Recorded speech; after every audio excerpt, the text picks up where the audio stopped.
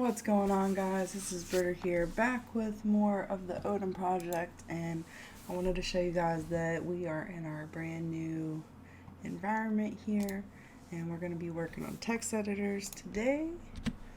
We're still in the foundations part and text editors. So, a text editor is by far the most used developer tool, regardless of what type of developer you are.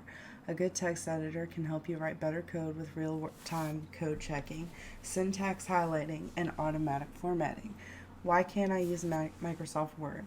Rich text editors such as Microsoft Word and LibreOffice Writer are great for writing a paper, but the features that make them good at creating nicely formatted documents make them unsuitable for writing code. A document created with these rich text editors has more than just text embedded in the file. These files also contain information on how to display the text on the screen and data on how to display graphics embedded into the document. In contrast, plain text editors such as VS Code and Sublime don't have any additional information. Saving only the text allows other programs like Ruby's interpreter to read and execute the file as a code. Code editors. You can think of code editors as specialized web development tools. They are highly customizable and offer many features that will make your life easier. There is nothing worse than spending 2 hours trying to figure out why your program isn't working, only to realize that you missed a closing bracket.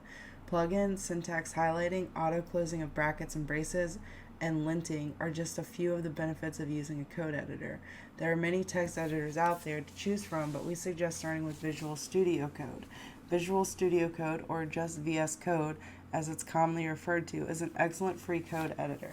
It has outstanding add-on support and great Git integration. VS Code is the most popular code editor among Odin students and moderators, so support is easy to find in the community.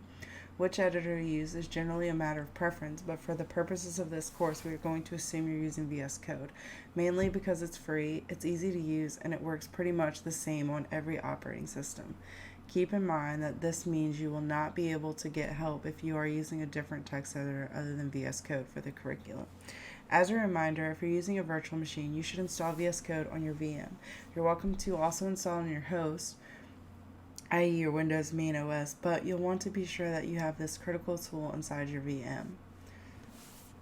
Okay, and then this is how to install it, and so I won't go over all of this, but I'm going to go ahead and get this installed, and I'll see you guys on the next one. I'm going to mark this one complete.